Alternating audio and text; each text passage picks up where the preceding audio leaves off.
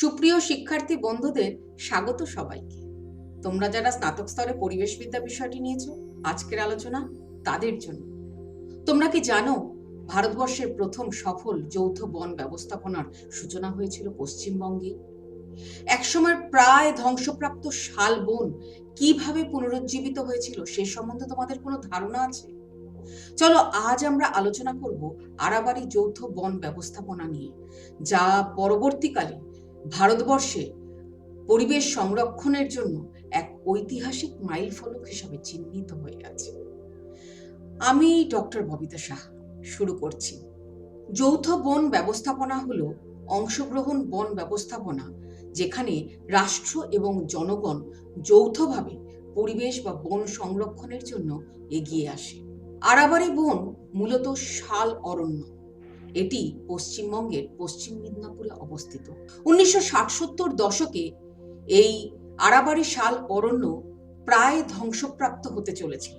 স্থানীয় মানুষের দারিদ্রতা এবং বনজ সম্পদের উপর নির্ভরশীলতা, অবৈধভাবে গাছ কেটে ফেলা এর জন্য দায়ী ছিল। ফলে বন দপ্তরের একক প্রচেষ্টায় এই বন রক্ষা করা সম্ভব হচ্ছিল না। ঠিক সেই সময়ে 1972 সালে তৎকালীন বন আধিকারিক ডক্টর অজিত কুমার ব্যানার্জি এক অভিনব উদ্যোগ নেন। তিনি গ্রামবাসীদের সক্রিয় অংশগ্রহণের মাধ্যমে যৌথভাবে বন রক্ষা করার এক অভাবনীয় দৃষ্টান্ত স্থাপন করেন, যা পরবর্তীকালে ভারতবর্ষের বিভিন্ন জায়গায় বন রক্ষা করবার জন্য গ্রহণ করা হয়। তার এই অসামান্য অবদানের জন্য ডক্টর অজিত কুমার ব্যানার্জিকে father of joint forest management হিসাবে সম্মানিত করা হয়ে থাকে।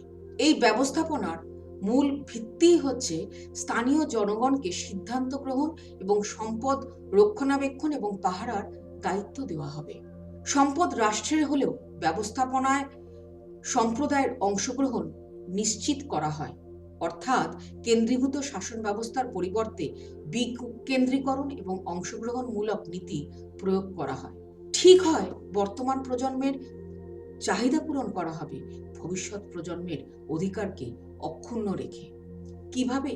বন দপ্তর এবং গ্রাম সমিতির মধ্যে একটি প্রাতিষ্ঠানিক চুক্তি হয়। প্রায় 11টি গ্রামের 600টি পরিবার এতে অংশগ্রহণ করে। বন রক্ষা করবার দায়িত্ব দেওয়া হয় গ্রামবাসীদের, আর এই বন রক্ষা করবার বিনিময়ে কাঠ বিক্রির লাভের 25% গ্রামের জনগণের মধ্যে বিলিয়ে দেওয়া হয়। শুধু তাই নয়, শুকনো কাঠ, পাতা ইত্যাদি সংগ্রহ করবার অধিকারও তাদেরকে দেওয়া হয়। ফলে এই মডেলটি ইনসেন্টিভ বেসড কনজারভেশন স্ট্র্যাটেজির একটি উৎকৃষ্ট উদাহরণ, যেখানে বন দপ্তর এবং গ্রাম সমিতি একে অপরের সাথে হাত মিলিয়ে এগিয়ে আসে বন সংরক্ষণ করবার জন্য। ফলাফল কি হয় জানো?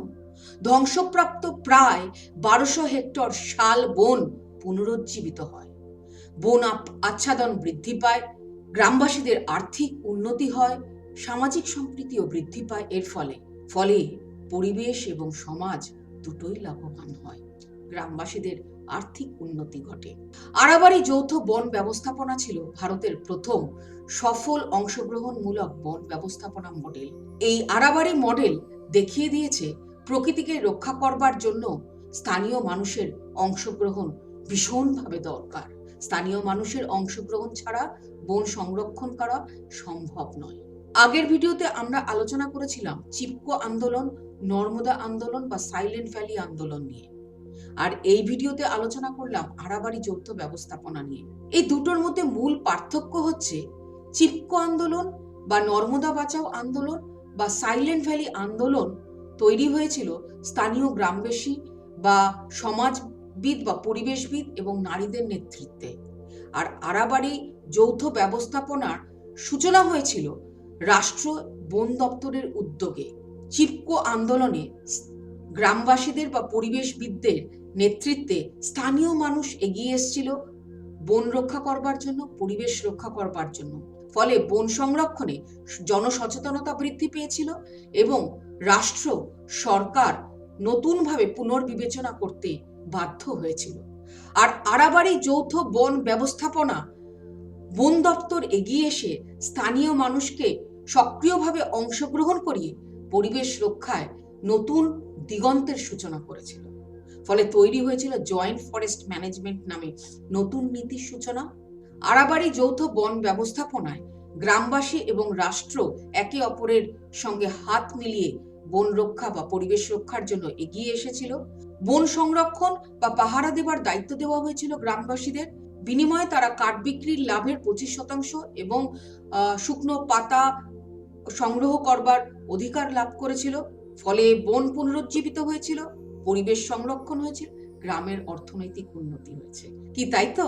আড়াবাড়ি জয়েন্ট ফরেস্ট ম্যানেজমেন্ট প্রমাণ করেছে সমাজ এবং রাষ্ট্র, সরকার এবং মানুষ যৌথভাবে একে অপরের হাত ধরে সক্রিয়ভাবে পরিবেশ রক্ষায় অংশগ্রহণ করলে তবেই সুস্থায়ী উন্নয়ন সম্ভব। আজকের আলোচনা যদি তোমাদের ভালো লেগে থাকে তাহলে শেয়ার করে দিও, সাবস্ক্রাইব করে দিও, লাইক করে দিও। আর তোমরা যদি আরো অন্য কোনো বিষয়ে আলোচনা শুনতে চাও তাহলে কমেন্টে লিখে জানাতে পারো। Stay safe, stay green. শেষ করছি, ভালো থেকো।